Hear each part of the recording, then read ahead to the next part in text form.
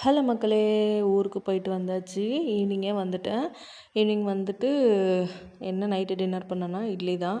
அம்மா நைட்டு சாப்பிட்டு போனாங்க. இல்லைம்மா நைட்டு ரொம்ப கிளம்புனா ஒன்றும் எனக்கு செட் ஆகலை, அதுவும் இல்லாமல் பனி அதிகமாகுது, ஸோ நான் சீக்கிரம் கிளம்புறேன்னு சொல்லிட்டு வந்தாச்சு. இல்லைன்னா நைட்டு டின்னரும் அங்கேயே சாப்பிட்டு வந்திருப்போம். வந்தோடனே இட்லி ஊற்றி வச்சுட்டேன். இட்லி மாவு ரொம்ப கம்மியாக இருந்துச்சு, ஸோ இட்லி ஊற்றி வச்சுட்டு இட்லி ஒரு தட்டு தான் ஊற்றிருக்கேன் என்னோடய குட்டி பையனுக்காக. அடுத்த நாள் இட்லி மாவு கொஞ்சம் கம்மியாக இருந்தது, ஸோ அவனுக்கு வேணுங்கிறதுக்காக இட்லி ஒரு தட்டு ஊற்றி வச்சுருக்கேன். அப்புறமா ஒரு டம்ளர் உப்புமா போட்டு கிண்டிக்கலான்ட்டு, ஆளுக்கு 2 இட்லி கொஞ்சம் உப்புமா போட்டு சாப்பிட்லாம் அப்படின்ட்டு. அப்புறம் இதுக்கு தொட்டுக்கிறதுக்கு காலையில் வச்ச சாம்பார் இருந்துச்சு. காலையில் இங்கே சாப்பிட்டுட்டு தான் அம்மா வீட்டுக்கு லஞ்சுக்கு தான் அங்கே போனேன்.